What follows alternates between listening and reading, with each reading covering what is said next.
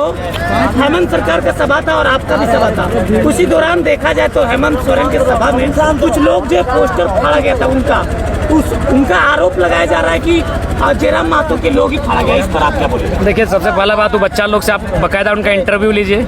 उन लोग, मुझे लगता है उनको इस विषय में जानकारी भी नहीं कि वहाँ किसका सभा, क्योंकि वो सुने तो मेहमान घर गया था, जो कि उन लोग को मिल गया। मुझे लगता है इसमें कहीं ना कहीं सरकार के जो लोग हैं और जो उनका डुमरी क्षेत्र में उनके जो दल के लोग हैं, उनकी बहुत बड़ी साजिश है। उन लड़कों के पास ना मेरा टेलीफोन नंबर होगा, ना कभी उनसे मेरी बात हुई होगी। आप चाहें तो उसका बकायदा सर्वे कर ले, क्योंकि वो लड़का लोग का नाम तो सबको जानता है। जबकि हम लोग को सुनने में आया, बकायदा प्रशासन फोर्स कर रही थी कि आपसे बता दो कि आपका संबंध जेबीके से है। किसी भाई को एक मोबाइल मिला अल्ट्रासाउंड के पास जमा कर दे, बकायदा सभी भाइयों के लिए एक आवश्यक सूचना मिला। 2 बच्चा तो बोकारो का अपना फूफू घर गया था। तो ये केवल और केवल मतलब बोलते हैं ना, अपना गुस्सा किसी और पर उतारना, तो ठीक वो वही काम है। बाकी वो बच्चा लोग पढ़ने वाला है, पीजी पढ़ा लिखा लड़का है। उन लोग मुझे नहीं लगता इस तरह कार्य किया होगा। उन लोग केवल जबरन कि जेबीके से नाम जोड़ने के लिए, हम लोगों को बदनाम करने के लिए कंटिन्यू उनको फोर्स किया गया था, जो कि मुझे लगता है। और उनको ले ऐसा गया जैसे कोई गैंगस्टर हो, जैसे कोई बड़ा क्रिमिनल हो, कोई माने अपराधी हो, जो माने उस पर जैसे लगभग दर्जनों हत्या का मुकदमा दायर हो, इस प्रकार उन्हें ले जाया गया। पोस्टर फाड़ा गया था, उसके लिए कानून बनता है। प्लस उन्होंने, आप उन बच्चों से ही बाकायदा इंटरव्यू ले सकते हैं। मुझे लगता है ये बहुत बड़ी सोची समझी साजिश थी। बोकारो में सभा की और बोकारो का डेमोग्राफी लगातार बदलता जा रहा है, क्या कहेंगे इस पर? सभा में तो बोले ही डेमोग्राफी किस प्रकार बदला जा रहा है। यहाँ के लोगों का भी कुछ योगदान नहीं, अपनी ज़मीनों को समझ नहीं रहे हैं। बिल गेट्स समझ गया ज़मीन का वैल्यू क्या होता है, बोकारो के लोग नहीं समझ रहे हैं। तो उसमें लगातार हम लोग समझा रहे हैं, डेमोग्राफी बदलेगी यानी आपकी भाषा संस्कृति बदलेगी, आपका रोजगार में दावा होगा, यानी कुल मिलाकर आप धीरे धीरे ख़त्म होते जाएंगे। दादा, डुमरी में ही देखा जाए तो वहाँ पे हम लोग लगातार कवरेज कर रहे थे, तो देखते थे कि जो जेएमएम का झंडा लेके जा रहा है उसको बाकायदा इज्जत के साथ पास कर दिया जाता था। और जैसे ही जेबीके के बारे में या कोई और रहता था तो उसको लाठी डंडा से मारा जाता था। हम लोग एक ही देश, एक ही संविधान में ऐसा हो कैसे हो सकता है? देखिए, जब आपके पास सत्ता की शक्ति हो तो आप दुरुपयोग कर सकते हैं। बोलने वाला कौन है? वही हुआ। क्योंकि भारत के संविधान किसी भी अनुच्छेद में इस बात का जिक्र नहीं है कि कोई वीआईपी पर्सन अगर सभा करे तो आप बगल में सभा नहीं कर सकते, ऐसा कहीं जिक्र नहीं है। क्योंकि मान के चलिए, सपोज दैट, मान के चलिए कोई वीआईपी पर्सन का सभा है, मान के चलिए बगल में मेरा एक खेल का मैदान है फुटबॉल का, अगर हम मैच ही खेल रहे हैं और यदि हज़ारों लोग आ गए तो उसमें हम क्या करें? आप क्या करेंगे ना, ये 1000 लोग फुटबॉल खेलने क्यों आ गए? तो ऐसा बाकायदा कहीं नहीं है, कॉन्स्टिट्यूशन में कहीं नहीं है कि कोई वीआईपी पर्सन अगर सभा करे तो आप नहीं कर सकते हैं। अगर वो वीआईपी पर्सन है तो जाहिर सी बात, उसने वीआईपी काम किया होगा, तो जब उसने वीआईपी काम किया है तो बाकी की सभा से उसको कैसा डर? तो इसलिए सभा करना अनुच्छेद 19 का अधिकार है। जिनको आरोप लगा करके डुमरी में अरेस्ट किया गया था, उनके जो चेहरा भी पूरा रिवील कर दिया जा रहा था जिसमें, देखिए, ये चूँकि ये लोग मैंने इनको तकलीफ थी जेबीके से।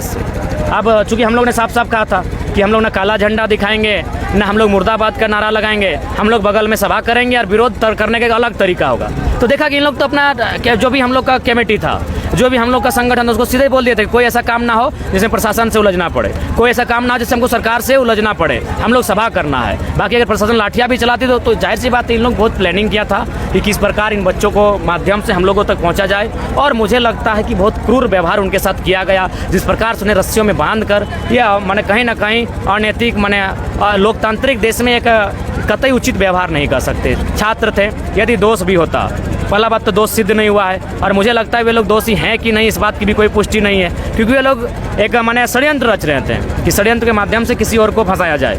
हमारी डुमरी इकाई की जो टीम है उनको फंसाने का प्रयास चल रहा था, लेकिन बच्चे तो अपना फुआ घर गए थे जैसा सूचना मिली है। इनको क्या मतलब भाई, ये चाल थी एक। जब आप आंदोलन कर रहे थे उस समय भी लोग भारी बारिश में खड़े होकर के आपकी बातों को सुन रहे थे, और आज जब पार्टी का जो है आपने घोषणा कर दिया तब भी लोग भारी बारिश में जो खड़े होकर आपका भाषण सुन रहे। चंदन क्यारी में जो ऐतिहासिक रैली रहा, तो क्या लगता है दादा आगे? देखिए, सबसे पहला बात, हम लोग जो भी कहते हैं क्लियर कट कहते हैं, पॉइंट की बात करते हैं ना। देश के प्रधानमंत्री की तरफ फेंकते हैं, ना देश के मुख्यमंत्री की तरफ फेंकते हैं, दोनों फेंकते हैं, देश के प्रधानमंत्री भी और मुख्यमंत्री भी। क्योंकि अभी मुख्यमंत्री की बात कर लें, हाल फिलहाल आए थे, धोती साड़ी बांट रहे थे, सोना सोबरन धोती साड़ी योजना, यानी हमारे वो झारखंड के ही हैं।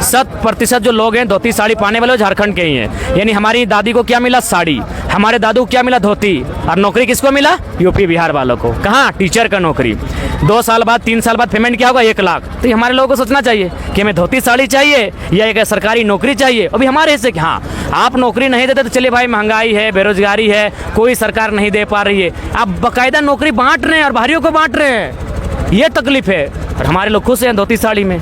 देखिए उन लोग बाकायदा बोल रहा है हेमंत सोरेन अच्छे मुख्यमंत्री हैं, यूपी बिहार वाले, नौकरी क्लियर हो गया। अरे दीदी आपको क्या पता चलेगा? आपको तो नौकरी मिला है, आपको तो प्रमाण पत्र मिला है, आपको तो नियुक्ति पत्र मिला है। हमारी माँओं का, हमारे बहनों का, हमारे माताओं का सिंदूर जुड़ा है। वो दर्द को हम लोग जानते हैं कि तकलीफ में राज लिए हैं। आपके तो चेहरे पे हंसी का ठिकाना नहीं है। आपको राज्य में नौकरी मिला है, मज़े से लूटिए। फिर बाहर के लोग यहाँ लूटने के लिए आते हैं, मज़े से लूटिए। लूटने का आपको बाकायदा लाइसेंस मिल गया, सरकारी लाइसेंस यहाँ। लेकिन वो हम जानते हैं कि कितना माने अनगिनत लोग हमारी माएँ, बहनें, मौसी, काकी, जेठी विधवा हुई हैं। हमारे पुरुषों की बात करें तो मैंने काल कोठरियों में मार मार के चमड़ा छील दिया जाता था और बाहर के लोग मुस्कुराते बोल रहे हैं हेमंत सोरेन नौकरी बांट रहा है। अरे बांटिए ना, जिनका परिवार बर्बाद हो गया उनको बांटिए, जिनका गांव तबाह हो गया उनको बांटिए। जिनको बांट रहा है उनको तो बांट रहे हैं, गांव तो छोड़िए, यहाँ जिला तबाह हो गया है, 84 गांव बोकारो में तबाह हुआ है, उनको बांटे नौकरी। कितना साहस है, आप बनाइए ना, आपके पास कानून है, आपके पास अधिकार है जमीन वापसी का। आप जमीन वापसी कीजिए ना, आपकी बड़ाई करेंगे, आपका तारीफ करेंगे। धोती साड़ी के लिए आपको गवर्नमेंट में नहीं भेजे हैं। बिल्कुल उसकी हम लोग भर्त्सना करते हैं। उस राज्य के मुख्यमंत्री को मैंने इस्तीफा देना चाहिए, केंद्र को पहल करना चाहिए। अमानवीय घटना है, जिस देश में नारी को पूजा जाता है उस देश में ऐसी मैंने अनैतिक घटना, कहीं ना कहीं मानवता को शर्मसार करने वाली घटना है। उसको लेकर हमारी भी टीम कैंडल मार्च रांची में आह्वान की है और निश्चय ही हम लोग इस पर भी आवाज़ अपनी बुलंद करते हैं कि इस प्रकार की असुरक्षा नहीं होनी चाहिए। आज जिस प्रकार की असुरक्षा दिख रही है महिलाओं के प्रति, केंद्र और राज्य सरकार को उस पर सचेत करना चाहिए, विशेष कानून बनाने चाहिए, क्योंकि उस अपराध में संलिप्त लोगों को त्वरित सजा मिलनी चाहिए। अगर त्वरित सजा मिलेगी तो उनको साहस नहीं मिलेगा दोबारा ऐसे कुकृत्य करने की। दादा टीचर का बहाली आया और टीचर का बहाली में जेटेट तो ही भर लिया गया। ऐसे में बहुत सारे जो लोग BEd DLEd किए वे लोग फॉर्म भर ही नहीं पाएंगे, मतलब मैच स्टार्ट होने से ही पहले खत्म हो जा रहा है। 2004 याद कर लीजिए ना, बस 2004 की साजिश, आपका 28% का रिजल्ट, ये वही साजिश है। क्योंकि जब यहाँ सुनिए झारखंड में रिजल्ट कब अच्छा आता है पता है? जब यहाँ नौकरी नहीं होती तब झारखंड को भर भर के रिजल्ट दिया जाता है। जैसे ही नौकरी आती वो कई। अच्छा एक बात बताइए, हेमंत सोरेन के पास कोई, हम उनका सम्मान करते हैं, बड़ा भाई स्वरूप मानते हैं, उनकी नीतियों की आलोचना करते हैं, लेकिन उनके पास इतना बुद्धि नहीं है। कोई IAS है जो इस बुद्धि को दिया है, IAS ने बनाया है नीति को, IAS ने दिया है इस दलील को, तो जाहिर से बात है वो किसके लिए खुला रखा होगा? सबसे तो BEd अगर आज कहीं होता है तो यूपी बिहार में होता है, खुले कहते हैं। आज जितने बड़े आपके अधिकारी हैं कहाँ के हैं? सब यूपी बिहार के हैं। मैं खुले मंचों में कहता हूँ कोई डर नहीं, क्योंकि सबका अपना अपना राज्य बना है। तो बिल्कुल सही बात है, फिर से साजिश हो गई, वही जो फ्रांस ने वियतनाम के साथ किया था कि वियतनाम के बच्चे पास ही नहीं होंगे तो नौकरी का खाक करेंगे, वही हाल आपने कर दिया है। 2004 में भी यही हुआ था, पूरे भारत में मांगा गया था DLEd, झारखंड में BEd मांगा गया था। तो ये तो साजिशों का हथकंडा चलता रहता है। मैंने तो बाकायदा आपको बहुत लॉजिकली समझाया गया। डुमरी में आप सभा किए थे, उस दौरान आप जब भाषण मार रहे थे उस दौरान सरकार को राजा साहब बोल रहे थे, तो राजा साहब बोल के क्या संकेत देना चाहते? अरे सीधा है मीडिया बंधु लोग, आप लोग गजब करते हैं, खाली सवाल पूछते हैं, आप लोग सोचते नहीं हैं। क्यों ना बोले राजा साहब? यहाँ हमारे लोग भूख से परेशान है, दुख से परेशान है, नौकरी नहीं मिल रही युवाओं को, और आप 1 करोड़ का पंडाल किए हैं, AC चल रहा है। होमगार्ड जो था 2 बार 3 बार एक्सचेंज डेट दे रहा है। ग्रामीण 18 को सीट, ये दुर्भाग्य का विषय है। होमगार्ड को लेकर हम लोग धनबाद में भी काफी आंदोलन किए हैं। उत्पाद सिपाही जो हम लोग का है वो भी नहीं दे रहा। उत्पाद सिपाही तो जो था वो तो कैंसिल हो चुका है एग्जाम होने के बाद।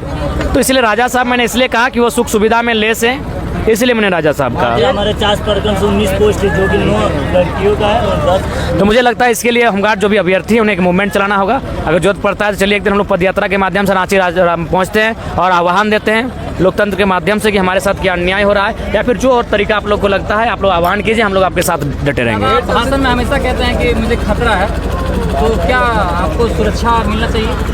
नहीं खतरा है, मानते हैं खतरा है, क्योंकि हमें बाकायदा एक DSP ने भी सुझाया कि लगातार कमेंट आ रहा है दादा, कमेंट आ रहा है। दादा आप सुरक्षा का मांग क्यों नहीं कर लेते अगर आपको खतरा महसूस हो रहा है तो?